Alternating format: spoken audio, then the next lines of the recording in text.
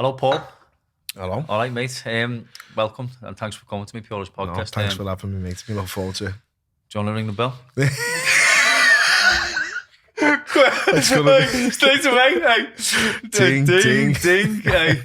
But honest to God, I was ready to say that to you because, and I've said this to a lot of people, Rocky was an excellent part of all your childhood, wasn't it? Yeah, it was like, it's crazy because I was actually watching a bit of podcast with Tris Dixon and he touched on a little bit and it was unbelievable me to see like that you've spent time in his company and spoke to him. And I mean, I was wondering, did you tell him what role his film has played in your upbringing and childhood and even boxing career? It did massively, and I always say about like Stallone, Rocky, the Rocky movies, the whole franchise of it. It probably got more kids into boxing than actual boxers. Yeah, especially us. It's always have on in the house, Rocky or the old fights or boxing magazines lying around the house. And for us, it wasn't footy. It was for Liam, but for us, it was for me especially. It was never footy. Yeah. So me being the eldest, I've gone in the gym, and then as young brothers do, they just followed. Now, I can't say if I'd have gone into something else, they'd have followed because they were mad on boxing themselves. We used to spar every night in the gym. But I didn't get a chance to say anything like that to him, to be honest with you. When I've been in this company, it hasn't been for that long. When I was on the and it was just a pleasure to meet him, and I got a picture. Obviously, Stallone, he's great. It wasn't just the Rocky films for us; it was all the Rambos and all the other stuff we did. We used to love him. Rocky films still won it for Rocky us, was the one that got us into the boxing. It was great to meet him. When I was on the Contender, I thought I'd get to spend loads of time with him, but he was filming Rambo 4 at the time, so it wasn't him. It was just Ray Leonard, which, to be honest with you, I was more happy spending time around him. He was probably my favourite fighter growing up, and he's an icon in the sport. There's not many, like there's loads who think they are, but no one on his level for me. But yeah, the Rocky films. I was laughing with my brother Callum before. I said I'm on Joe's podcast and we'd be talking about the Rocky films, definitely. So I remember standing like in the 051 and Joe would bounce over with a steamboat and stop and go, "You fight great, but I'm a great fighter," and walk away. That was it. And it was hysterical. Some of the things I'd say, that was it, just little Rocky lines and Rockyisms, I call Rockyisms, them. Rockyism, but obviously, look, that's my t-shirt. I mean, it's a little story behind it. You know why Joe, don't you? Yeah. He's a boxing t-shirt buff, right? Yeah. And I said to him, "Look, I'm doing a podcast with Paul." I said, I want a nice boxing t-shirt for it. Because I knew he'd have one for me, do you know what I mean? But he had this, and I meant this, right? Because we've, over the years, I always remember your 18th birthday.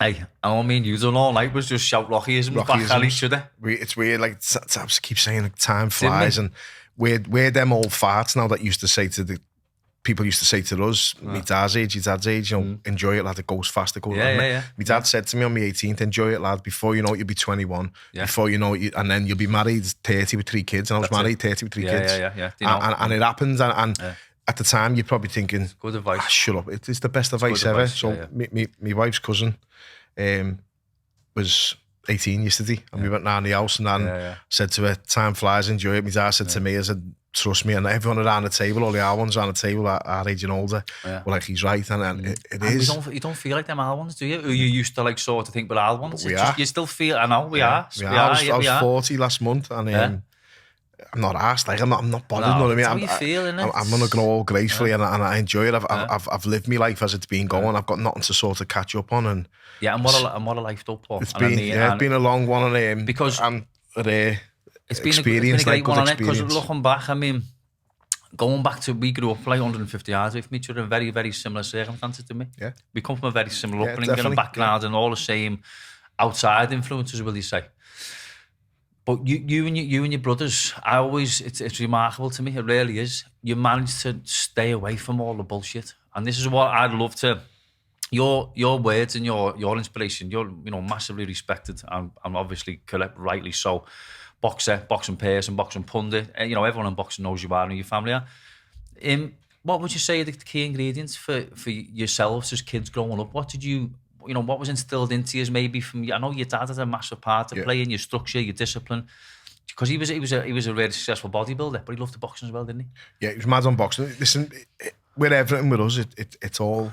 I seen a video, Peter Crouch, and he's saying like where his dad used to drive. Now with us, it was my mum and dad constantly, and we owe everything to me mum and dad, obviously, and my younger brothers especially do, obviously, the way they were with us. But when I was a kid, it was always just without sounding nasty, just don't be a dickhead, you know, and don't sort of, you can't, if you want to do so. I said to me lad, if I have a drink or whatever, I say to me lad, he's 16 now. I always said to him growing up, and my dad said this to us and my mum, and it was good advice. And I remember Tyson fought Holyfield, and I was watching it in the Easby. Now I laugh. I was probably there. I see so many pubs around Kirkdale and Liverpool, and the north end of Liverpool especially. I don't know much of the south end of Liverpool. I get lost driving down to Allerton or somewhere. I really don't. I know Manchester more than the south end of Liverpool. It's not personal. I'm from the north end, and I spend most of my life in the north end.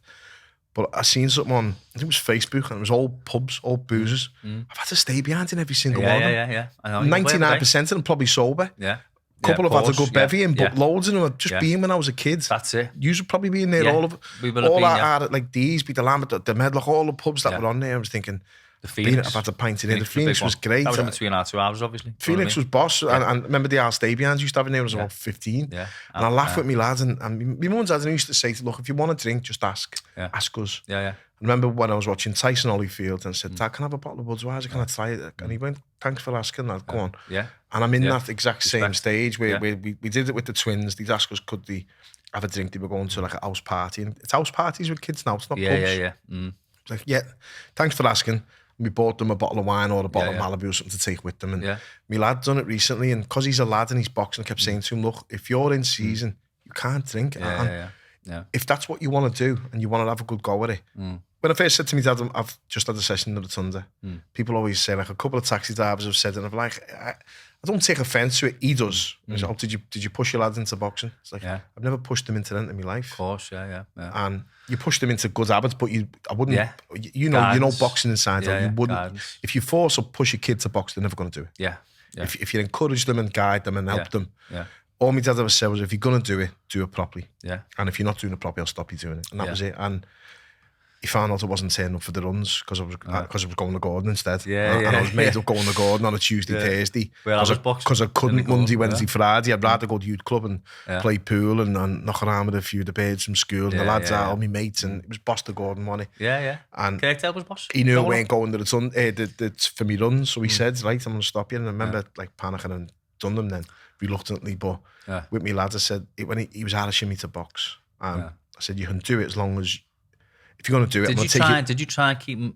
I kept him away for 2 years. He'd have been at 8 if he could. He's obsessed with, he still is now. He's mad. It's in the blood. Shadow boxing, constantly saying, will you behave, you little dickhead, stop punching me. But you've been there, I've been that knobhead with my dad, and I say now, like Dad, you know, I know what you must have put up, because he had it 4 times. Amazingly. But with him, like, he was going to a party, he said, Dad, look, I'm going to have, it was the off season, can I have a couple of drinks? I said, thanks for asking. I think we bought him like 6 bottles of Budweiser or Corona or something. I said, look, don't drink them all, because you'll probably be sick. Take have it a couple, easy. give a couple out and enjoy yourself, but don't be that dickhead. And I think that's what we were always told. But as a kid, you know where we lived on the Easby, Kirkdale, and it's like, when I tell people the story and people outside of the city especially ask us, like, what was it like? It was rough as fuck, but it was boss and it was ours, and we were safe, completely safe. We had people like you, Lee Powell, and everyone looking after us. People all respect each other. We had a good little community, didn't we? If you had nothing, you'd knock at each other's door. My ma, you'd knock next door for a pint of milk, and you'd bring it back the following day, or you'd knock for something else. If you know, because supermarkets 24 hours back then, it was different, wasn't it? But we all helped each other. We all got by. We didn't have sort of the best of everything, but we never went without. We always found a way, didn't we, no matter what. There was a shoplifter that would knock every Christmas, what you need, what size are you. That's how it was when we were all kids growing up. And if I always say about like Kirkdale, the Easby, where we're from, if I could go back and do it all again, I'd enjoy it more. And I'd actually sort of take it all in, because it goes. You don't know it then, do you? Community's gone now. It is, and it's like, we're getting on to broader things apart from just boxing, but there's no real community. Like me and our next door neighbours, we take each other's bins out every week. Him more than me, because I always forget, or because I come back a bit later and he's done the bins again. I'm trying to beat him to the bins. Little daft things like that, where that was a given when we were all kids going up. We all helped each other. It's funny you've just said that, because something, I mean, you know this fellow really well. Ian, the barber from Bank Hall. I was talking about coming on here with you. He said they used to cut all their hair when they lived down here, obviously, which he did on your dad's. He went, every other week. He said, do you know what, you just all come in and you just bounce in with loads of energy and enthusiasm. You just all had to, you all had to like a bit of a, he said, but no, the kids these days, there's no passion there no more. He said, honest to God, they just sit there, sedate. He said, I know, I've been doing this 30 odd years. I've seen kids like yourselves come through my door who are now growing up. And, I said, but see the kids now? He said, they're completely different. Yeah, it is. Society's changed, obviously, on it, but... It's different. I mean, we've seen it a lot with, like, knives. People were getting slashed or stabbed when I was a kid, but it was very, very seldom, wasn't it? You wouldn't see it much. Kids could have a fight, win, lose or draw, you walk away. And now, I think it's the phones. Yeah. How many fights you get sent on WhatsApp? I know. Any trouble? It's on WhatsApp. It's filmed and it's around WhatsApp groups. And I reckon kids now are scared to sort of take a hide or lose a fight because it's going to be on their WhatsApp. So I'm not losing, I'm bringing this out with me. I know. There's a good way of looking at it. Bad. It's dangerous. They don't know what they can do. They're not even aware. Good mate of ours, both of ours. I think I shared a few more rounds with him sparring, but you've actually fought him. You know how hard he is, how strong he is, how fit he is. Mick Whitty. Yeah, Mick. One of the best fellas I know. Right. He said to me years ago, one of the best never fellas take I know, a knife. To be fair, as well, yeah. One of the best absolute diamonds, good friends of all of ours, and one of the first people I'd phone with anybody. And he said to me years ago when I was a kid, never take a knife out, lads. And I was like, no, I couldn't use a knife. You've been brought up, couldn't stab someone. I still couldn't now to this day. It's not for me, but he said, if you bring a knife out, you're going to use it. And I'm like, what do you mean? He said, if someone pulls a gun on you, what are you going to do? He said, run. He said, someone pulls a knife out on you, what are you going to do? And I was like, you've got one swing with it. And he said, exactly. He said, so it'll get used. You're going to stand and don't obviously take one out. But back to that, what I think it relates to is the phones and the kids nowadays, as you say, they've just got. I've never thought about all that. Access and then they think if I get beat here in a fight, it's going to be down WhatsApp groups. It's going to be everywhere. How many fights have you had when you were a kid on the field? You might have lost a couple of them, but you probably won most. But you shake your hands after you go, and you see them in the booze when you're a bit older. Even as adult, I see lads have had a fight on the street years ago. Then, do you know what I mean? Exactly. With the elder fellas as well. Yeah, but they phased out, haven't they? It's just not like that no more. It's stupid, and a lot of it down to like, well, everyone's going to see it, and it shouldn't be like that. But back to like what we were talking about with the kids. My little girl's going through a phase now on the iPad. I'm like, if you don't like engage and talk properly when we're asking you a question, I'm going to take it off. I'm not ass playing the bad guy with her. Exactly the same. No, I'm soft as shit with my little girl. And Janine laughs and goes, you're worse than me. And I'm like, I'm not, you are. You give it everything. And she's like, you're not, you are. And it will. But it's different between boys and girls. I think, like with our Paul, like, no, don't want a lad going up spoken with Grace. I'm like, do you want that? I'll do that for you. You are a bit more strict with boys, but bringing back to what we said with him, like the fact that he was asking, can I try a drink? I think I've cracked it with him already, where hopefully he's not going to grow up and think, well, I have to sneak away to do this. Now, I was having a couple of cans of Elden Brown Super or something, or Skull Super on the street, but I'd go in and I'd say to me ma, I had a couple of cans, and I'd wink at her and she'd go, you're all right? And I'd go, yeah, and I'd walk upstairs and go and get in bed and I'd be sound. And I'm talking 15, things were younger, different kids, when we were younger, 14, 15. I remember I won the schoolboys when I was 14. And I had my first drink after it. Did you fight Lee Beavis in one of them years? I fought Lee Beavis in the NABC final in 99, No, he beat me on points. He was good, Lee Beavis, I knew you'd fought strong, him somewhere. Dead strong. Lovely lad as well. Good fight. But he beat Macklin and myself and a couple of other good kids. He beat Macklin in a national final. I think it was the schoolboy final, because Macklin never won the schoolboys. He said, I think he got to 3 finals. Did he? And just... I think he might have got robbed in one, and he lost on close ones in another. Alex Finlan and Lee Beavis, I think it was. So Lee Beavis beat all of us, beat everyone, and he lost to a couple as well. Let's have a money. I don't know. I don't think so. No, I don't think so. No. He's in a group with all the Alex boxers, and I still get to speak to him. Got a lot of respect for him, and I had a great fight with him. It got him. Yeah, very much. He had just a few problems outside the ring. Of course, The fight got best winner of the night, best runner-up and best fight of the night. And I lost on points. I think it was...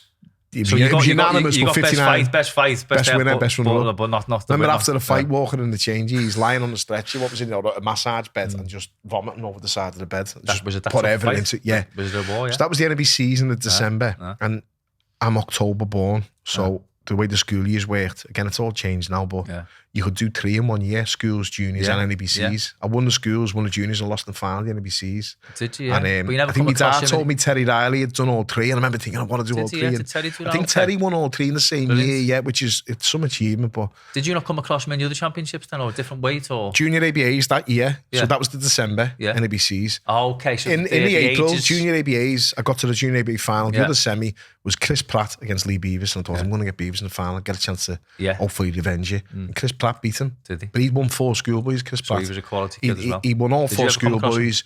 I boxed him in the final, beat him on points in the final for that junior ABAs. You beat him, okay, yeah. He was just really strong. I'd boxed for England with him in South Africa.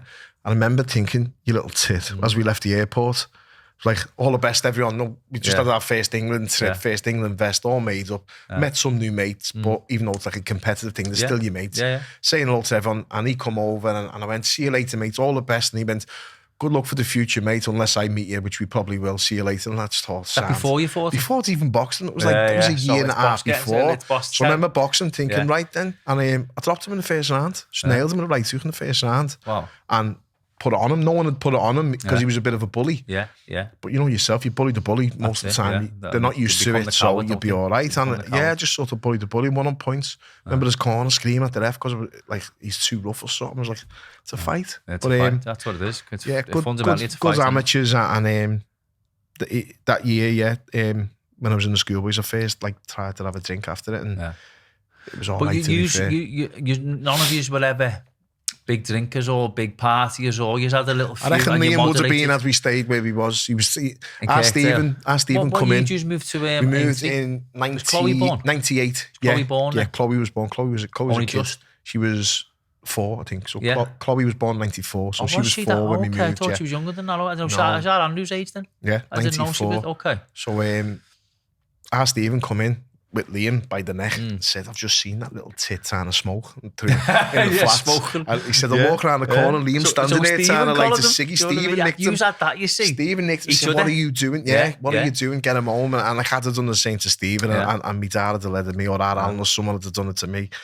And he just, if you want to box, you can't do anything like that. You just can't. And we sort of knew from an early age, I say this, and it's not like trying to sound sort of big-headed, because you've done it yourself. You grow up as a kid, you have a dream being a professional boxer. So if you've done it, you've lived your dream. Yeah, and every fighter dreams of a world title, don't they? I always wanted to just be. I remember you set your goals. I wanted to be schoolboy champion. And made up had done it, and then you done it yourself. ABA champion to do that. Yeah, no, I never won any junior titles though. No, but you've done seniors. Yeah, but I lost 2 in the junior ABA final. Ryan Walls, who you beat in the pros. In the pros. He's a lump on, big lad. Big southpaw. I thought he won that fight. You know what I mean? I didn't think I won that fight, so he got it.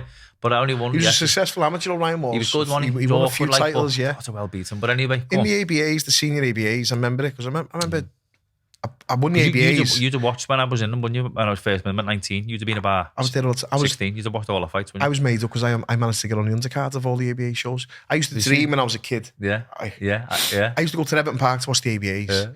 And it was pitch black and one big light above the ring. And it was like the old sort of photos, what you'd see at the stadium. And I never got to go to the stadium because I was too young. And my dad used to say, the stadium is brilliant, you know. I've heard that. That Everton Park on a Friday night for the ABAs, must have been I haven't seen many like that. One of the best, probably the best fight I've ever seen in there. Yours with Mick was up there. But probably I seen Mick Jones beat Gary Ryder in a brilliant boxing display. Exactly. So one of the best fights I ever seen was Kasane's got Alex Moon. Yeah.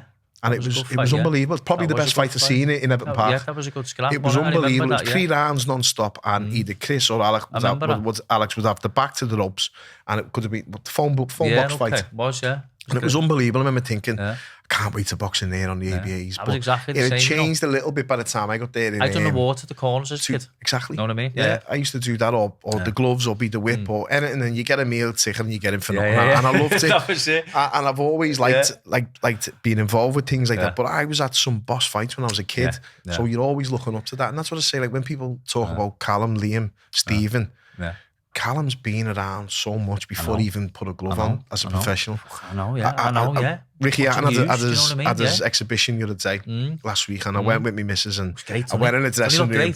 And fantastic. Looked brilliant. And he's done brilliant. 11.6 he weighed in at, and he's done brilliant to what he went to. Yeah, he does. He seems in a good place, do you know what I mean? Boss to see. I walked in the changing rooms and it was like, fucking hell. I laughed and said, fucking hell. That's like the old days, and everyone that was in the dressing room 20 years ago with all there. And I'm like, wow, must have been amazing. How are you? And everyone's saying hello. And like, because when I turned pro, I turned with Ricky and Billy.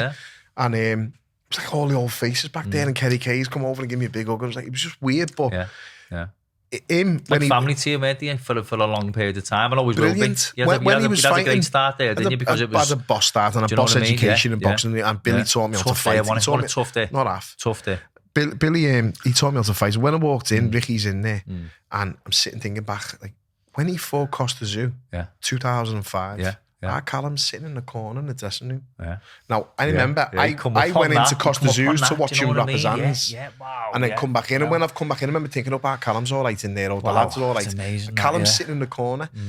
A few months later, we're up in Edinburgh watching Gomez Arte.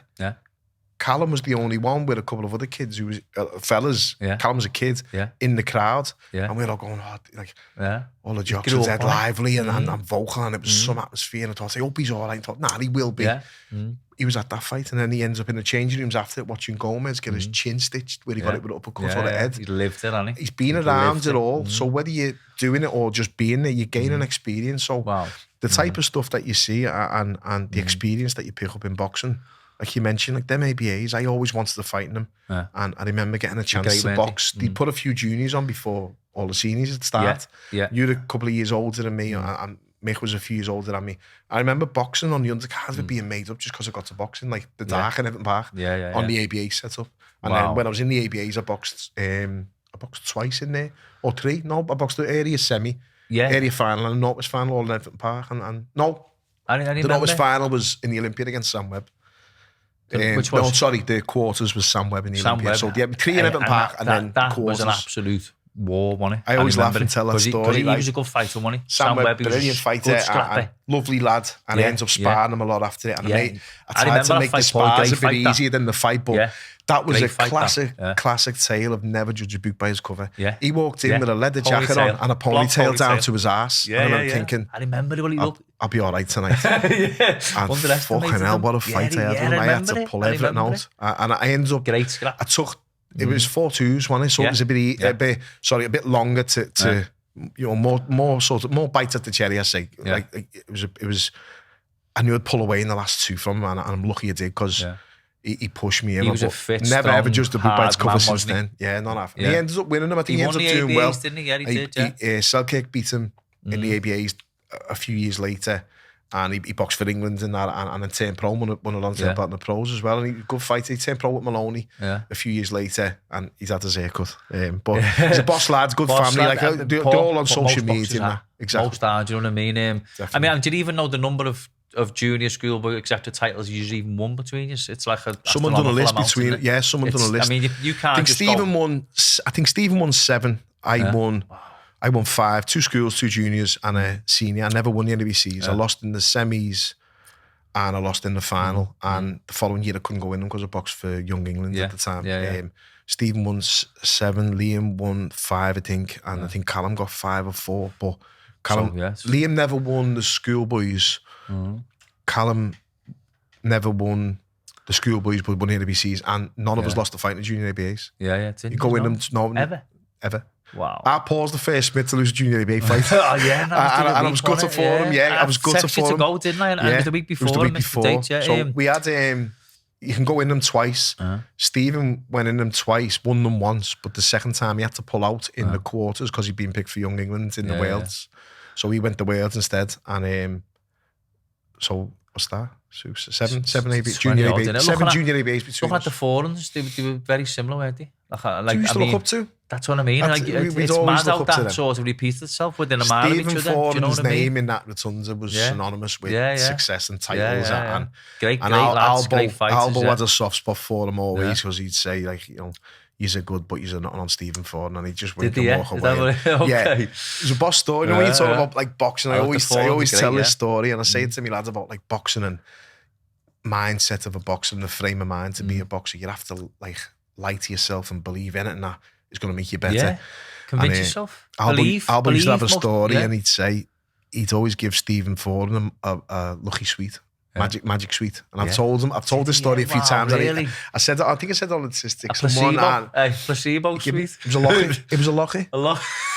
Stephen Ford was in the senior ABAs about 20 years of age going, give us a Magic Sweet, Jimmy. And it's like, he felt like he was in the senior ABAs, but it started when he was a kid. You want a Magic Sweet? I didn't even click that he would lock it, yeah, probably knew what he was when he was 19, but at the time he didn't have a clue. He goes, you want a Magic Sweet, it'll help you win.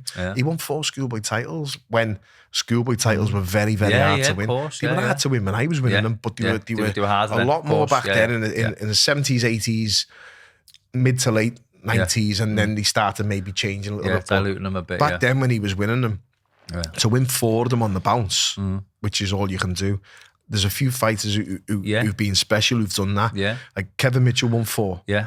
Stephen won 3 and lost in the final to Mitchell on his 4th. Wow. Or the second one. He won them in junior day. The following year, he lost in the final points to Mitchell. Yeah. Who then went on to win 4, and Stephen won the other 2 as well. So the only one fight he lost in schoolboy Steve was to Mitchell. Won 4. Yeah, he won 4. I think did Dodson win 4? Dodson won 4. A couple David Smith or David Barnes, the pro. His name was David Smith at the time from Partington. Barnes, he won 4. There's been loads of good fighters, but it's very hard limited to do. Limited, exalted company, and who do that? Hard to do. But Stephen Fordham with the Magic Sweet. Yeah. So him and his brothers, like Boss family, and we all know them obviously from round by ours, and just talented, good fighters, really good fighting family. Not often. There's a Boss picture in the rotunda of 5 of them all standing there with the vests on. I think John was the coach then, so he's got his sacky on. And John had just left by the time I got in the gym to start. So I had Albo, Wormsley, Wiggy, Duke, Mick McAllister had just started at that time. Was that the same coaches? Because I was there, wasn't I? For the first couple of fights. Same coaches, just same after, setup. Know what I mean?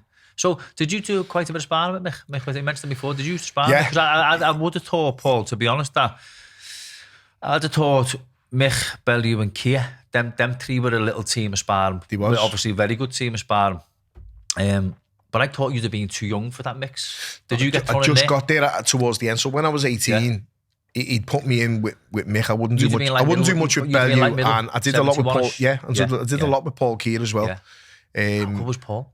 He was proper awkward, but hard to it, good, tough, fit as anything, he was great, proper graft in the gym. Him and there, Dave was as well. Yeah.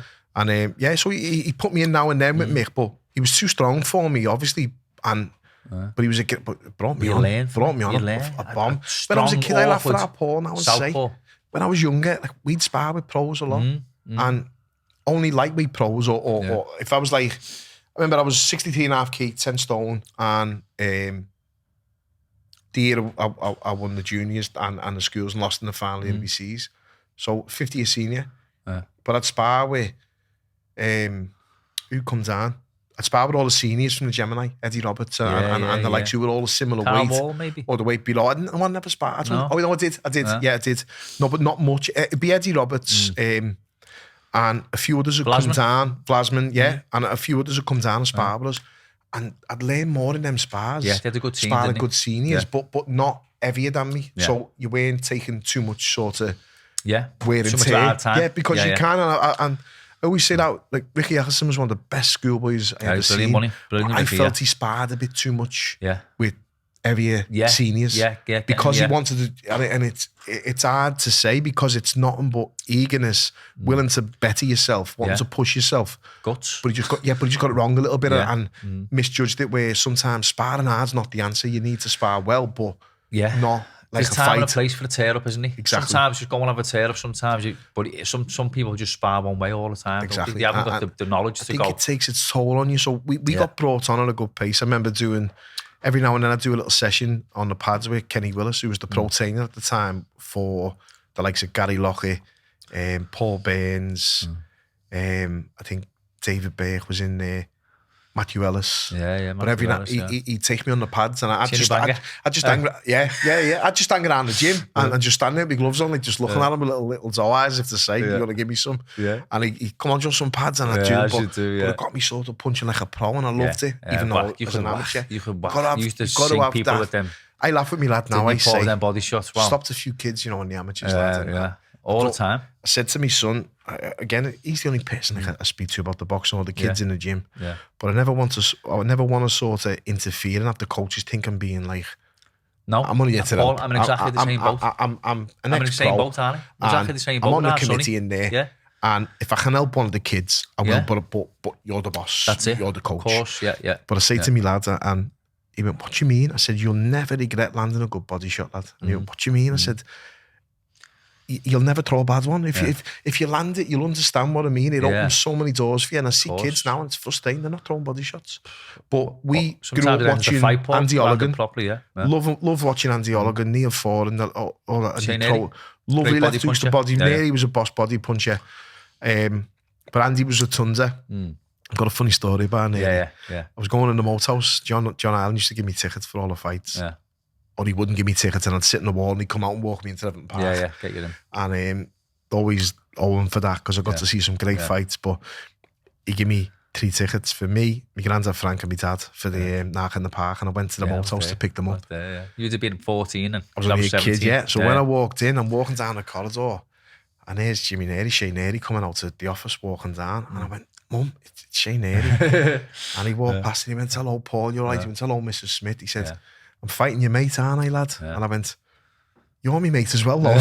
Boss fella, Jimmy. I remember he just rubbed me head and I walked out, and I wanted Andy to win. Andy was a tons of fighter, but he's done brilliant, Neri. And I think in that fight as well, I think that was Neri's sort of last hurrah. I think he was done, and he was tiring, and he come out and just put everything into that 5th round. I think it was the 5th, and stopped Andy. And I think if Andy had got through that, he'd have probably stopped him late and beat him late. But Neri went after that to fight the likes of Warden. What a fight. Yeah, he had a few, and do you know what I mean? Neri was one of the people who we looked up to massively. If he can do it, hopefully we can do it. And he's getting these fights, and the Ward fight, obviously, you see it now on the fight on the film. My dad went down to that. I never went to that. My dad went to that. And I can't remember who was top of the bill on it, but it was a big fight. My dad went, and always tells me about it. But some of the fighters from this city, the current crop now, and the crop that's been there for the last 15, 20 years, and probably the next crop, I've got a lot to thank them for. And that's what you have to remember. Some boss kids coming through. You're only sort of where you are because of the people who's, it's a cheesy saying, who you aspire to, or that are saying standing on the shoulders of them. You know, if I hadn't seen all them boxers like Andy Olligan and Neri, who I mentioned, and growing up, my dad used to have the magazines sitting around the house, no callers, all Liverpool fighters. If you can see someone from where you're from doing okay, then why can't you do it? And that is what it is. And now the kids are looking at world champions now, like proper genuine world champions who are fighting for, you know, our Callum's won the Ring magazine belt, you know, and amazing, kids growing up now thinking, well, that's the pinnacle, that's the top. Because I say to Sonny, do that, then I can. Yeah, Callum's one where it was weird, you know, because when I used to live in Aintree, and I was living like off Park Lane, you through there, I'd drive home and I'd literally thought I felt like I seen your Callum nearly he'd come out by the Londis for his run. So he'd come out to yours, and he'd come out, no, the little Londis on the corner, and then out onto Warbrecht. And I would see him all the time with his headphones in, and I go, wow, he's so consistent. And for me to see him that much, I go, he must be running all the time. For me to see him, he was literally one thing we've always had to do. If you want to do it, he was one track mind, wasn't he? You know what I mean? And you had that, didn't you? You had that sort of as I say, he's never ever veered off the path, did you? Which was great. No, I laugh at that Paul now, and I go, I'm your Delta, aren't I? And he just goes, no, but I'm his Delta. I'm his taxi. That's it. I'm just his Delta. That's what I am in our house, the Delta. For him, only for him. Like Delta, he missus does everything with Gracie, gymnastics, acrobatics, and she's like a little character. She's everywhere. Dancing, she's seven. Swimming, dancing, gymnastics, acrobatics, and an aerial class on them hoops, and she's good at it. And constantly, she's got something on every night. But Monday, Wednesday, Friday, and Tuesday night for the running. I'm taking Paul down to the Thunder and back. And at times, like when I weren't in the mood for it, and I wasn't like in the best of place, fucking done me head in. Be driving, I'd be beeping on the horn. Now I'm well better now, and it doesn't ask me. I have a little laugh at him. He does. He'd happily get the train. He'll get there whatever way he can. He can get on a train, Town Green, right down to Sandhills, walk up, and he does it. But when he was a bit younger, he'd be like, I'll just get the train on my bike, and I'd be like, as you're walking through Kirkdale from Sandhills, mate, you might get the bike took off without sounding nasty. Because he laughs. He's lived in Orton all his life. And he laughs like Scouser. And I'm like, you're a little wool. And he goes, no. And I joke with him and I say, the boss where he was, but I took your trainees off you. He's like, you wouldn't.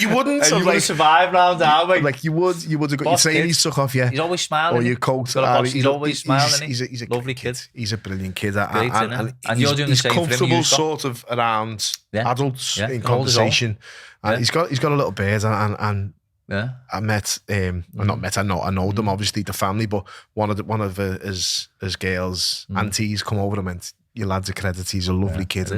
People say that and it's nice to that, because the rest you can work on. He brought up respect, Paul. Your career, brought up right, do you know what I mean? your livelihood, your profession, your passion, whatever one you call it, you can work on that, but you can't make yourself sort of a good, decent, respectful person if you're not, you have to be brought up that way. And that's right. That comes in the first start of your life. Janine again said something to me what stuck in my head, and it makes loads of sense. And I was like, well, I didn't fucking do that. I didn't get brought up that way. Shit, no, but I did. And I was brought up right, and so was you. So we have to find a way to bring our kids up now, and it just makes perfect sense. And luckily enough, I've got 4 boss ones. But it's the boxing with Paul.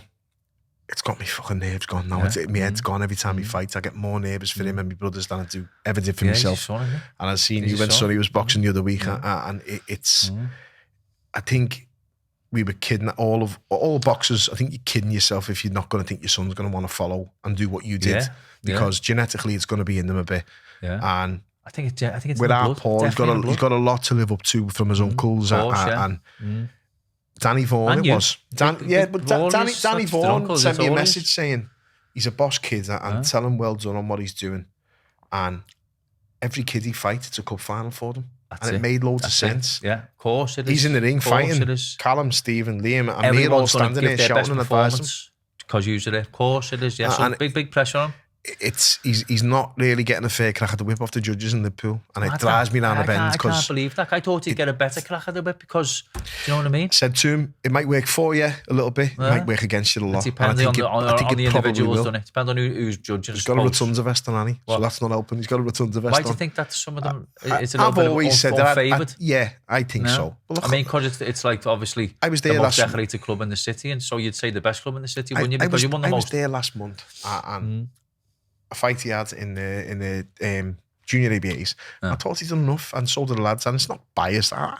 He's had one on another show, and it was a kid's show, and I thought they're going to probably give this to the kid. It was close. It went either way. And he got it. And I said to him after, close lad, I said, if he'd have got it, I wouldn't complain there. He went, no, you're right. He went, I thought I'd lost it. He went, but he's honest. I thought he didn't do as well. But on others, he's got out the ring, and Liam said, just fucking laugh at that, because that was disgusting. You pissed the fight. And he's like, nah, I don't know.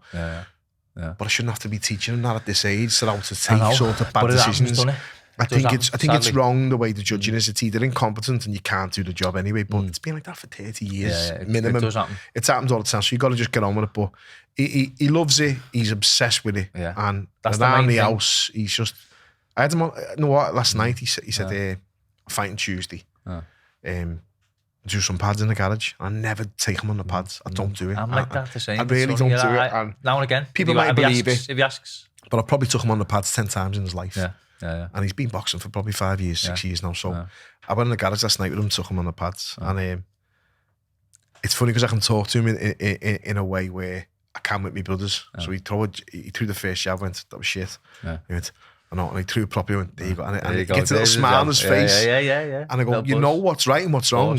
So me saying, no, come on, that was shit. And it's not like in a bad way, that's shit. It's like, come constructive on, criticism, you're better than that. You're better than that. Like, throw your right hand, stop picking your elbow up, stop doing it. But that's what type of sort of coach I'll always be anyway. More technical. What do you I do love the technical stuff. I'm coaching. I'm coaching. Yeah, definitely. I'm gonna train fighters. I've had the pros. Yeah. I've seen some. I'm not gonna do the amateurs. Have you heavyweight on? I'm managing Ricky Gorman. You don't coach him now? Nathan Gorman is his brother. I don't coach him now. His coach is Terry Spencer. He's a good little coach, and he's got a good setup. He's got a good setup over up at Win This Way. And he's got another kid who I'm managing, Jax O'Neill off Love Island.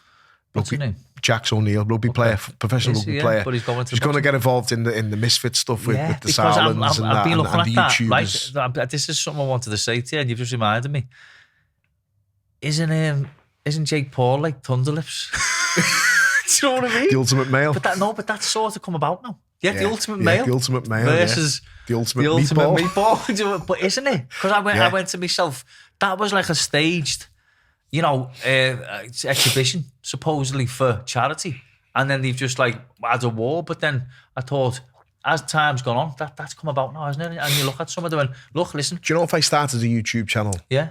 Which I'm almost there for doing. But if I started a YouTube channel and within 2 years I made 10 million quid. Yeah. You'd all be saying, where's the bad in that? Brilliant, mate. Well done. You're exploiting something that you've got a little bit of knowledge of, but no profession in. I've said and that. you can make money. Do you know what That's I mean? all he's doing. That's all it is. He's exploiting boxing and he's exploiting the boxers. Yeah. But people will have sour grapes. Some people. Good on him. But I've said the same as you have. But look, he can fight. If you can go and make money out of boxing, do you know what I mean? Go for it. Yeah. He's got something about him. Definitely, he's got something about him. Can you get me a match with him? You're quite well connected. This is the next point I was going to get to. Yeah, you're going to fight, man. This is the next point I was going to get to. Can you get me a match with him? Everyone says, I'm fighting him.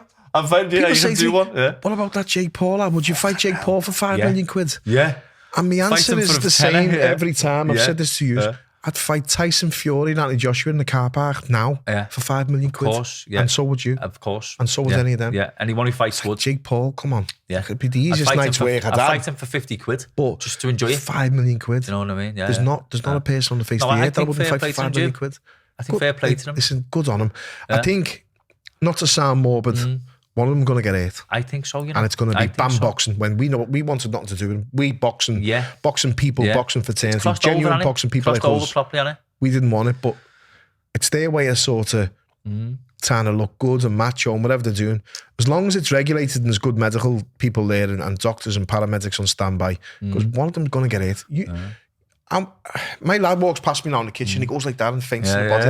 I'm thinking, don't, because I'm soft as shit now. Yeah. When I was fighting, if you'd have done that, it wouldn't have bothered me and it wouldn't bother you because you're adding to it and you toughen yourself up. Conditioning is what you do to your body. Conditioning, So they're not conditioned to taking shots to the head as we were. No, I've done for years. As horrible as that sounds. I've done for years. Look at the noses on us. Yeah. And the kippers on out the fellas, you meet the scars you got. Yeah. You can take shots, obviously. You can take stick, you can take punishments, and it's not a good thing. But you condition to because you're boxing to your kid. Yeah. These aren't used to taking shots. They're getting one punch on the side of the head and they're thinking, the brain won't be conditioned to it. The brain won't be conditioned. The body's not conditioned to it. And one of them's going to get hit without sounding horrible. And then it'll be bam boxing when, as I said, we wanted nothing to do with it. Because even Tommy Fury, like, I mean, you know, he's no mug, is he? And he can punch. He's obviously one of the Furies. If he catches some of them, he's boxed. Do you know what I mean? Boxed at a level. So the fact that he's boxed, that he's probably done it since he was younger, and he's probably had a few scraps when he was younger. He's got a better advantage than all of them. But as you mentioned, that Jake Paul fight, could you pick a winner? Out of him and Jake Paul? Him and Fury? The fact that we're debating it, says it means that it's going to be competitive. Because he's come on a lot. Jake Paul and Fury hasn't sort of reached in it and what people assumed he would because of his family name. His alpha was a good pro. And he's doing a bit.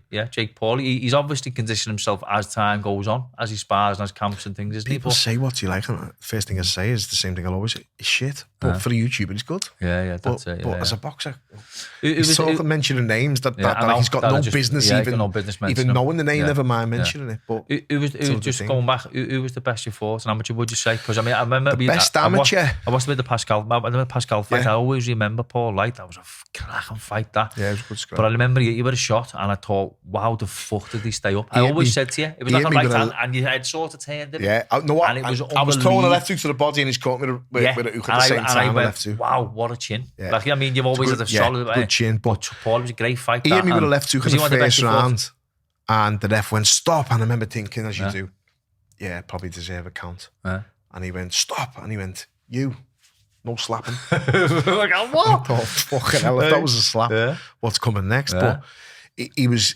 clever, heavy-handed. He was clever. I remember him standing back last round. It was level. I think it was 17 all. We looked up at the screen to see the score.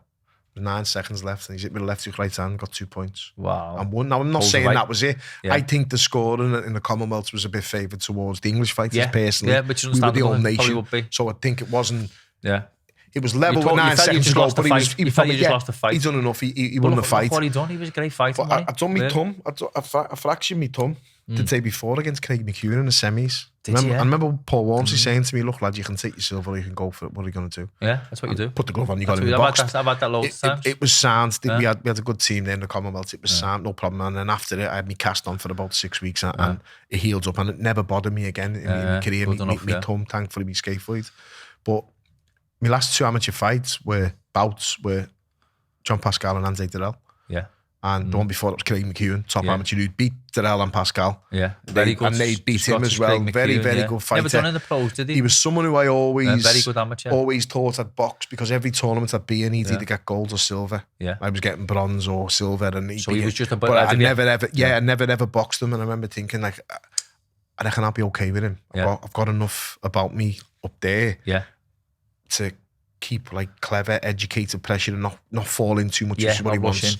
Not stand off and too much what he wants. I think I've got enough. And I beat him again, close one. So you beat him twice? I had a close one to get in the Commonwealths. Okay, yeah. That's the only time I boxed in Commonwealth semis. Yeah. And I was made up that I'd medalled. That's a great scalp, wasn't it? Yeah, made up that I'd medalled, but I wanted after it. Yeah, of course. I remember going into the Rotunda about 6 weeks before the games. Yeah. And the Canadian team were in there. And Pascal was there, and they wouldn't let me in the gym. I'm thinking, it's my fucking gym. It's our gym. The Rotund's ours. Oh, okay. It's our gym. Yeah, anyone that goes there, it's our gym. I couldn't go in because they were saying, I remember fuming. And he was the one kid that I spoke to and saw, and he was like the most fancied boxer in the tournament. Him, David of course. Any weight. And I made him a fortune. Hey, win goal there. He won his first fight. He beat the Pakistani heavyweight.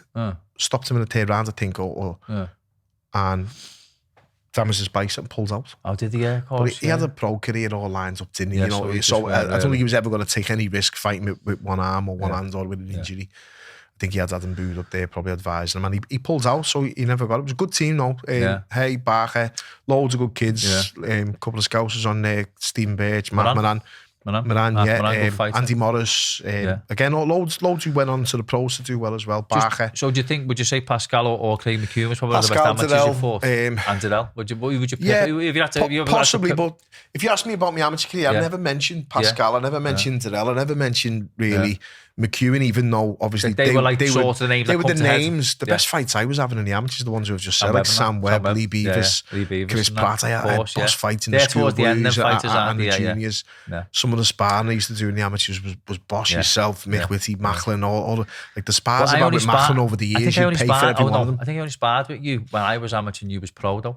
Yeah, probably. Because you led me to the Phoenix camp, didn't you? When I was this naive amateur. Oh, yeah, you come up with fucking sick of me with that body shot. You'd have been there. When you're talking about body shots, right? Honest to God, that one of the best. I remember Hatton caught me left hook to the body in sparring once. I was sitting on the table after eating our dinner in Kerry Gaze's gym.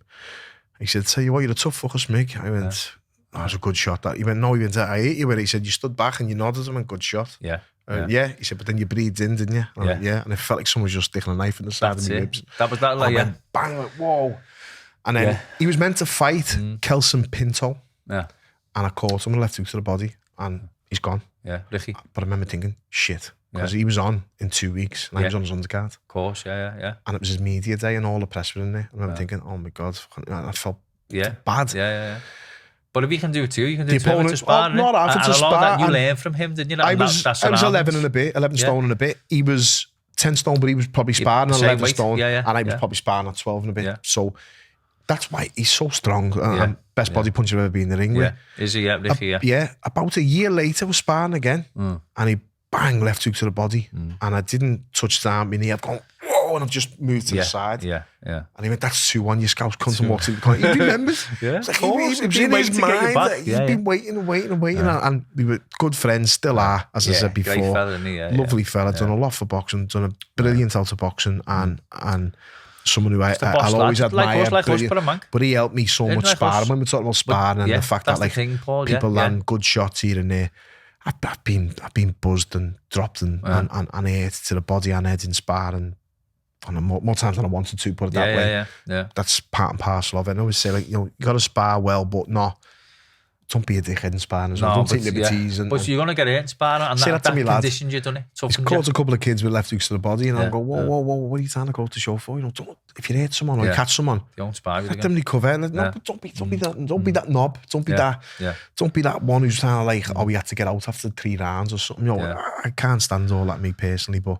And my brothers are the same, thankfully. Do you think that you started at the Phoenix camp at a young age, starting your pro career, had a big effect on how good a body puncher you all became? Do you know what I mean by that? Like, it certainly helped, because you said before, I was doing it in the amateurs. Good body punchers, yes. Sorry, I was doing it in the amateurs. And it was after to my dad. Your dad. Say, no, you can't beat a good body shot. And that's right. It wasn't happening as much, especially in the schoolboys, but I stopped my first fight in the first round. Thought it was easy. My second fight was on the Catertail show in Ollie's Social Club, Crofts, on City Road. Yeah. And I got beat on points. Who was that? A kid from Ayton. Got beat on points, probably not. And that learnt me lesson. So when we're talking about Sonny and Paul and the kids and when Sonny was having skills, I said, no, I like these skills bouts because there's no winner or loser. And you're going to go the full 3-round distance. Whereas if you have a fight and you win the first round, you're going to think it's easy. And the kid that loses in the first round is going to spew it, like the kid I beat did. And he probably never got a chance to box. Whereas this is going to teach you about the game and how to box and how to get through the 3 rounds. And I loved them. I think they're great skills. I wish we had them, but we never. And body punching then, like I stopped my first bout, my 4th bout, with body shots. 7th, they helped. They weren't like stopping them, maybe headshots. And my dad always said, and I've been saying it to my lads, because he'd give a couple of counts, I don't know. You ever give anyone a standing count, the first shot should be a big straight right hand. This was my dad. And I said, why? And he said, because if you land it, the left's going to jump in again, probably stop it. In the amateurs, definitely. If you miss it and he blocks it, it's going to still push him back and you're on the offensive. But why go back in with a jab? I mean, the pros it's different, but in the amateurs, every single time I do it. And I've been saying to me lad to do it. So, I was stopping a fair few with body shots especially, but I'd always watch tapes of Andy Olligan. That's it. And my dad used to talk about Andy so much. And I remember like, he went to Mexico and fought Chavez in Mexico City. When we were in Mexico City with Liam, when he was fighting over in Mexico, we had to spend 4 days or 5 days in Mexico City. And all we were talking about when we were there was Andy. Like, it'd have been boss for him fighting when he did, like early 90s against Chavez. And I thought, I'd just retired, been retired for a couple of years, put loads of weight on. And I was paranoid to fuck, thinking, I'm going to have a heart attack here. My chest keeps closing over on me. I'm struggling with my chest. And I got down and someone was talking at dinner, when we were having a bit of dinner in the afternoon, and said, anyone else struggling with the altitude? I went, oh my God, are we at fucking altitude? And he went, like 5,000 metres above. Like, what's up with me? God, thank fuck for that. He went, why is it every time I stand up in my room, I think I'm going to have a stroke or a heart attack or something in my chest? I said, no, it's altitude. And then we moved. But he fought over there against one of the best ever, Chavez. Best ever. And again, back to what I'm saying. I was looking up to him and admiring him, wanting to body punch as good as him, and wanting to try and be as good as him at what he did, winning British titles and having a good career, and fighting someone like Chavez. And he well surpassed that, And it sort of got there. I won a couple of British titles like him, and I fought Ward over in the States, who was similar to what Chavez was going to be. But like body punching was down to probably Andy Olligan, and then the rest of the people that taught us them. Albo used to always teach us body shots, always, left hook especially. And Billy Graham and Ricky taught me how to dress them up and disguise them. Because you can be the best, that's what I meant there before. Hardest body punch in the world, but if you can't land it, it's not going to work. How to make the opening. Dress them up, because Ricky was the best at that, wasn't he? He touched them up, whacked them downstairs, and then a lot of fighters have capitalised on that. What? That was his best saying. Got to prize them open, especially the journeyman. So when I went there, my first 10-15 fights were going to be against no one, because that's how it was then. When you turn pro, like Joe Calzaghe was like 46-0. But he didn't do nothing until probably his 20th fight. Ricky had 15 fights against. That was how it was. You turn pro and you learn, you trade. Blow through probably. Nowadays the kids are turning pro and they're fighting for British titles and winning 10 fights. Because the top amateurs. Really good quality kids. But against journeymen, that was always just saying, you've got to prize them open. That's it. They're just like that, aren't they? Surviving. When you see records and you see kids and they're like 15 fights, 15 wins, 15 knockouts. I always say, it's hard to knock the average fella on the street out. Never mind the boxer who doesn't want to be hurt. If you're in a journeyman that doesn't want to be stopped or doesn't want to be hurt, which they don't because they want to fight next week, engaging. Then you're not going to land, and you've got to do something a bit different, or a bit on a better level to open them up and stop them type of kids. And if you can, great. But the fella on the couch will be watching going, I can beat him. You couldn't. The minute he gets a sniff that he's going to win, he's going to try. If he thinks, I'm going to get hurt if I open up here, I'm going to fight next week instead, and they're going to wait. But to surprise them open and land a good body shot, as I say, you've got to disguise them well. It's an art in itself, and it's an art. My brothers are very good at them, and I think Callum at the minute is probably the best body puncher out there. Definitely. It's frightening. I can't wait to see who it is, who he comes across next. Whether I think it'll be Batavia, and I think he'll win well. Yeah, but Callum, who do you think is the harder fight out of them two? Out of Yard and Batavia. I think Yard. Bivol, Dimitri Bivol and Artur Batavia. Who do you think boxed me amateurs, Bivol and Callum. Oh, did they? Yeah, Callum. Bivol beat him on points. Yeah. And, who do you think is the hardest draw out of them two? Yeah, no, Callum was. Batavia's a monster. If I had to fight one of them, I'd choose Bivol. Me. Would you? Yeah, because more of a boxing match. Me, my style. Yeah. Of course, Batavia's going to be a shootout if that's it. I think if anyone fights him. I think Callum wins it. But Callum in his last fight, I think he wins it. He's fighting a European champion, light heavyweight, French kid. Callum's just moved up to the weight. He's had one fight before at the weight. Yeah. He's having to do the same weight cut at that. Yeah. And his body fat's exactly the same at light heavy. That was a super 7 pounds. How was he doing it? He was just sticking himself a lot. And I love the way Callum thinks. I love his mentality. Yeah. I love Liam and Stephen's mentality as well. Obviously, they don't give a fuck to fight anyone. Of course, Stephen's very, very intelligent. Liam's very intelligent in the boxing ring. Not academically, but very intelligent in the boxing ring where he knows every last thing that's going on. And he's a brilliant fighter. One of the best variety inside fighters I've ever been in the ring with myself. Some defence, Liam. Great defence. Impenetrable almost. That defence, he's mastered it. Hard to break down. And to do that, you've got to be able to take a bit of stick because you're going to get a lot on the arms and elbows. It's tough. Sparring Callum and he's touched me head first and swung a left hook round to my body and it's nailed me. But it felt he gets long reach right round. Big long arms. It felt like I was round the back and I went, round the back there. And he went, was it? He went, sorry. And my dad was outside. My dad went, looks all right, you know. Looks all right to me. Sound, touched his glove. About 10 seconds left, finished the round. When I got out, he's hit me with a left hook there. Your whole rib cage has moved that much. My ribs popped out here on my chest. I've got a bump on my chest where the ribs, like... Is it, yeah, protruded. The cartilage has done something and my ribs popped out here. I've got a bump right there. Because that'll stay like that now, won't it? He hit me there. Wow. So as you say, you're trying to be tough and stand and hold your ground. Something's got to give, and it's whole moves and give. But I've seen him. So exciting! It's so exciting for what he's got on Sparring when he's because we're based in the Rotunda now, and he's based in the Rotunda. Liam is so. I'm buzzing with him being there. Buddy McGee comes over here, trains him for if his fights in the UK. Buddy did the last 5 weeks in the UK. Brilliant. Or his fights in Saudi or the other side. So he did 5 weeks here and then last week in Saudi, and he did 4 weeks in LA with Buddy before that. So he's learning off him, and Buddy's an unbelievable coach, unbelievable trainer, brilliant. I'm so lucky I got to work with him, and now obviously he's got a good relationship with the family, and he loves working with Callum. But every single sparring partner that come in, bar one, got dropped at least once. For Callum, body and head, mainly the body. One kid got dropped a good few times, and he was a big tough cruiserweight. And you know, all the lads are like cracking everyone in the gym, all clapping him and like, come on lad, get up, you're all right, come on, like cheering him on because we liked him and he's a boss kid, and the gym's that type of atmosphere where no one's gonna, you know, if you got enough water, lad, you're all right, and looking after them. They've got a good little stable being built there, haven't they? Boss, like a couple, one was another sparring partner out, gone to the head, left hook to the head, gone. The only one sparring partner Callum never dropped was Liam.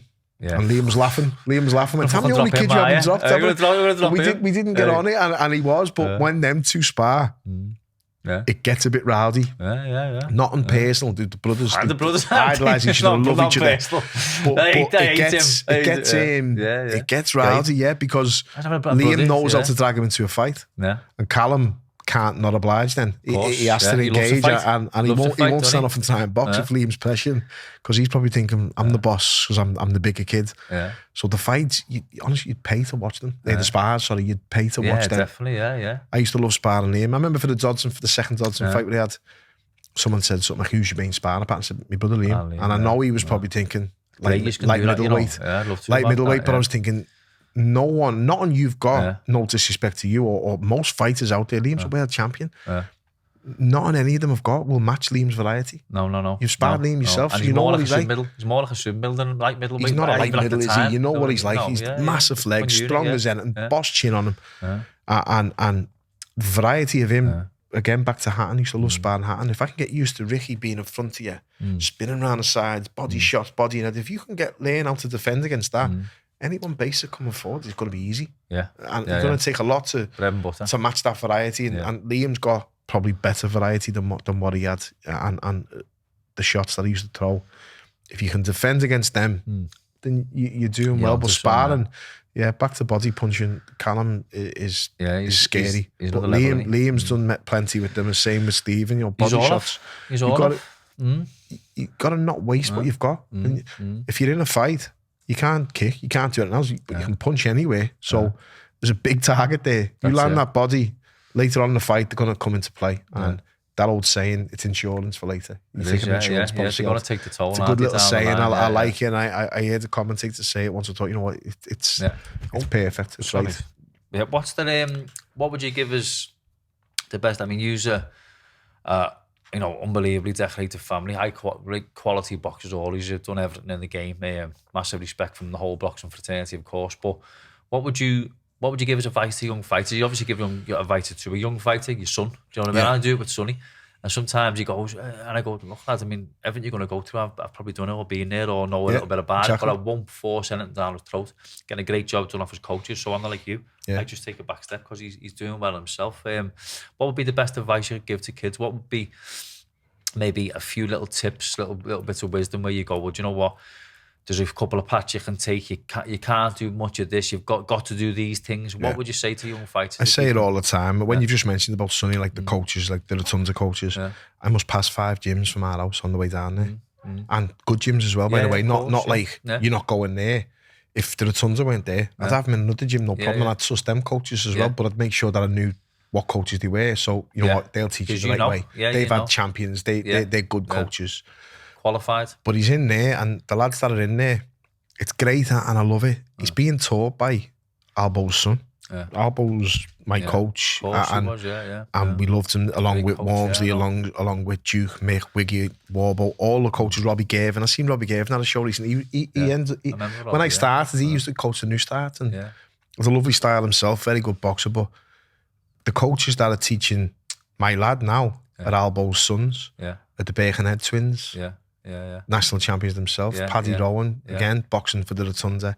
Tom Buchanan, all ex-boxers of the Rotunda as well, who've come through and been taught the same way we have. So he was never going to probably box anywhere else. I said to him, as long as you do it there. But even in the gym, I give a little bit of advice out to the kids now and then in the gym. And what I've always said to me lads, and what I'll say to anyone, there's stages in, I'm not being sexist saying this, but a young lad's life, let's say, there's some fantastic women boxers, female boxers now. And we're getting to the stage now where they're very good boxers, period. Not for the woman. Clarissa Shields, Katie Taylor, Tasha Jones, the likes, all them world champions out there. The good fighters, full stop. And boxing's getting to that stage now the same way football will get to that stage, the same way other sports will get. Sport now. They were male-dominated sports, now females are coming involved, and great, good on them. But there's stages in a young lad's life, and I can only say this because I am a lad, not young, but I'm a lad. When you start to leave school, when you get your first bird, when you have your first bevy, when you start going out, when you get your first job. That's it. And if you can get through all of them stages and still be dedicated and committed in that gym. Never missing the gym. Not missing the gym. Now, having good people around you will help you, or a good family will help you with the drink one. Nothing can help you when you get your first bird. Not good save you. Not good save you. That's it. You're done. You're done for life, and that's it. You're done. But you've got to sort of put your boxing first. You can't be missing your boxing and going to get a pizza or go and do this because you're in the gym. When you start going out with the lads, that was the hardest one for me. All my mates were going out, and I'm not going to lie, the amount of times I used to sit in thinking, fucking hate this. I want to be out with my mates. But I knew what I was doing with the boxing would have been better, and I can do all that when I'm retired. I can do what I want, or I can do it when I'm older. And then when you have to go and work, that was hard. Remember having an argument with my dad. I was going to say I told him to fuck off, but I don't think I ever did because I'd probably get the back of his hand. But I remember he coming to the gym one night and he was like, you look dead tired. And I was in the Rotunde, they make you take a year out of the ABA. So if you're 18 in the ABA final year, you can't go in them. They make you have a year out to mature. And I think it's a brilliant rule. And I'd have lost I'd like to think I'd have got the final. I think I'd have beat the kids that were in it, but I'd have boxed either Matthew Tairwall or Carl Froch. I'd have lost to both of them because I wasn't mature enough. At what weight? 70? Middle or super middle, whatever. 71 or 75. Okay. So so Matt Tailwall was 71, Froch 75. Yeah, of course. So 71 was the weight I wanted to go in. The following year I went at 71. I won them and I beat Mark Conception in the final. But in the semis, I boxed this fella from Syria, born in Syria, called Karim Saeed in York Hall in London. He was strong as anything, about 32 years of age. I'd have lost him the year before. And I probably wouldn't have got.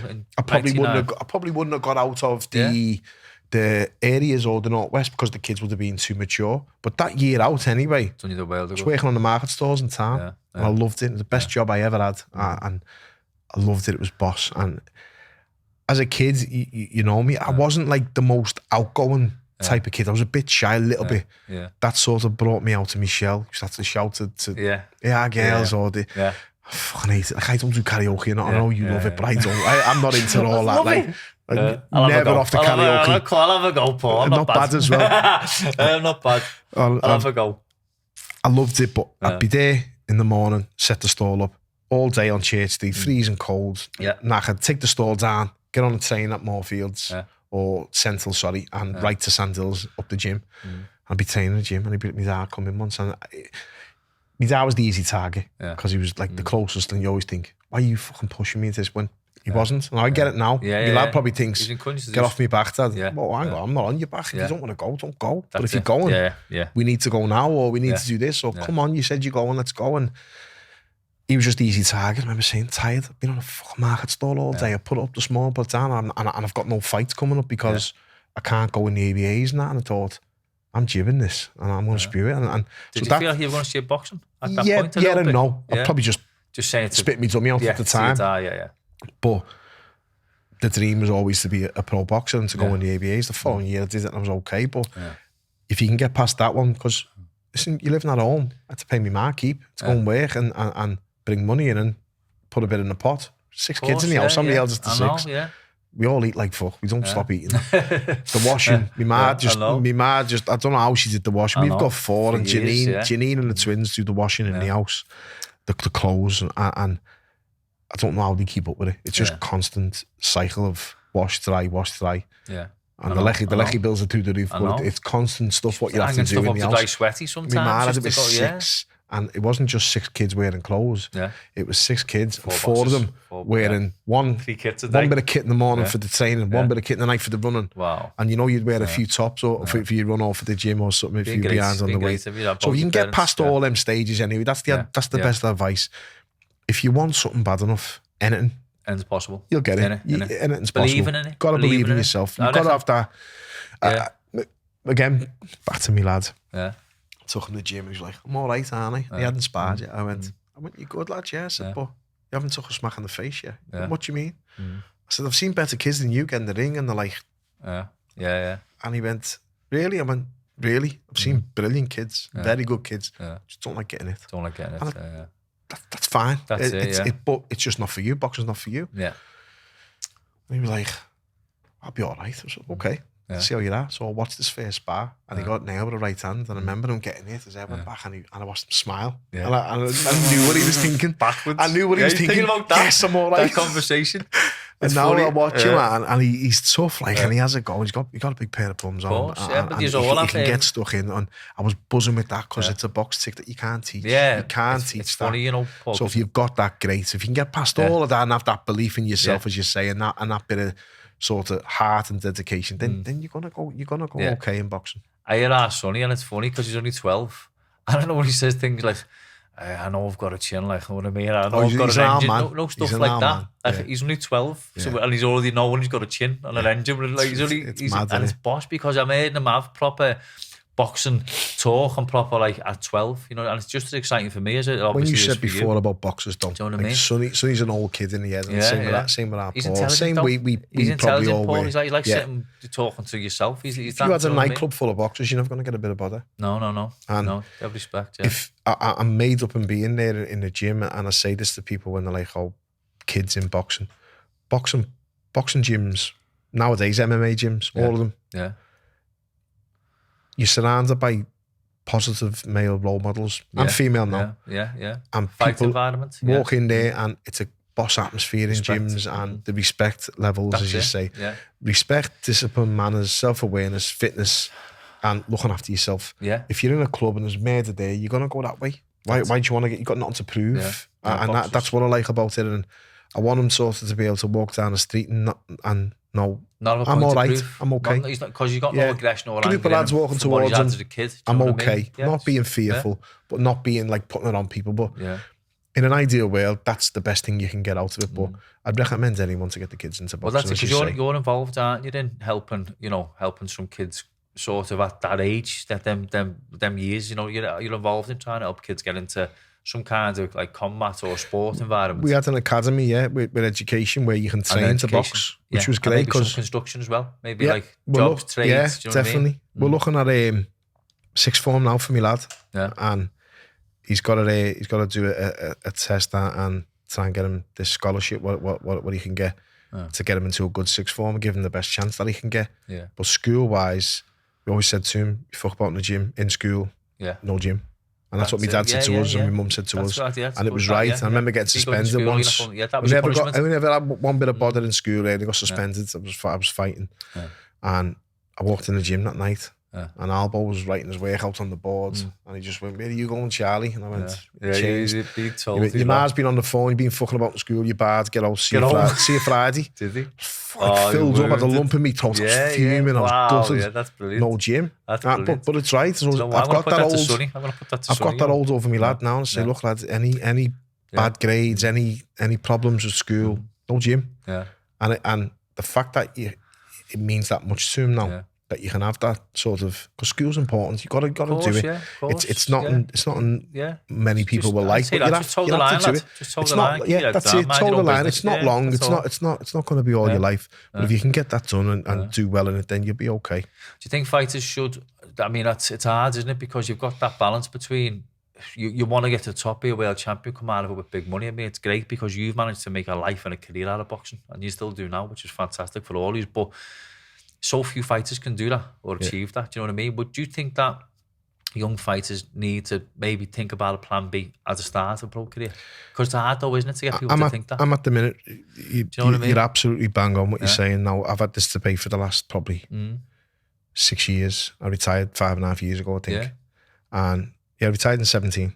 But I knew the first bell went, never mind the last bell went on my last fight. I knew I was done. So a boxer can't make plans for it not to work. I know. You can't have a fallback plan because then you haven't got the full belief in yourself. It's weird. It's so you won't do it. It's mad oxymoron, isn't it? So you need a manager to do it. Yeah. Now I'm managing fighters now, and my dream and what I want to do, what I've wanted to do for a while, is have an agency like a football agency where you literally babysit these fighters, like the footballers. No disrespect to them. Footballers are successful people, unbelievable athletes, but they've got everyone looking after them. From their agent. Now, you can't have an agent in boxing, so you have your manager. I am a manager. But you can have an agency. But manage compassionately. With staff. Instead of just managing with admin, for money. With people getting sponsors. And a manager who's willing to take less and do more. And I'll go on this ride with you. I've got faith in you. That's it. If you make it, I make it. If you don't make it, I don't make it. But we'll if get there together. And if we don't. And if I can look after you and get the best for you, which is just me doing my job, what I should be doing. And managers taking 25%. What have you done to take 25% of a fighter's career? 15% is plenty. Of course, But if you can put something in place for that fighter and invest there's money for them or hair money and find the right deals for them sponsorship-wise where they're not having to spend their own money while they're fighting and educate them on, look, I've been there, so I know what it's like. And I'm lucky now where I can make money out of boxing by commentating on it and by doing other things and managing because I like to think I'm knowledgeable about it, but I give my life to boxing. It's my trade. It's the only thing that I learned. That's it. Yeah, you'll have. And for me to then retire and not be able to earn money from something that I've put 30 years into, I don't think that's right. And boxers should be able to do that. Yeah, no, but the thing is though, Paul, like you've had a fantastic career and you're from, I think, one of the best boxing families ever, as far as I know. Definitely the best British boxing family ever, and even worldwide. Now, it's great that you can come out of it and do what you're doing, go into management, punditry, etc., etc. But what about these lads who get to 27, fight for an English, lose?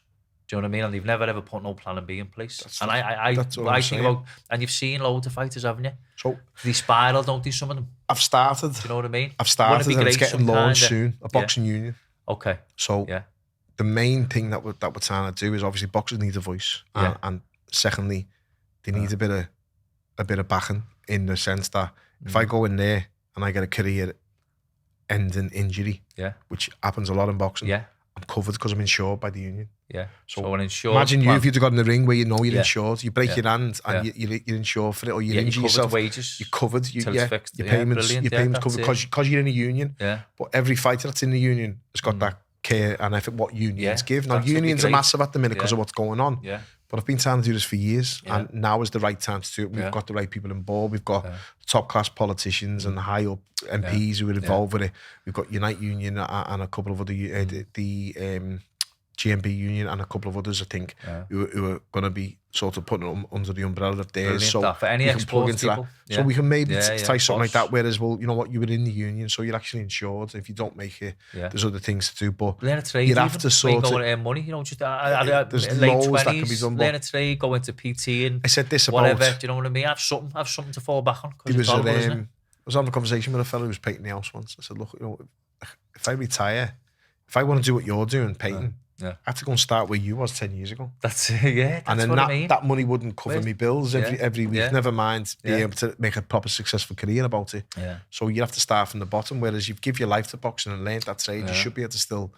And there should be more avenues inside boxing to work inside boxing. I'd love to. That's why being insane as well. Anybody can. Know what I mean? But that'd be great, you know. But Paul, look, I've really enjoyed your time. Appreciate you coming. Enjoyed it, mate. It's been great. So honestly, only scratched the surface as well. There's loads, isn't there? Yeah, there's more. Yeah, thanks. I mean, we'll talk more. We'll talk again. I mean, we always speak anyway, don't we? But over there, thanks, you know, Paul. Appreciate I'm happy being here. Thanks for having me.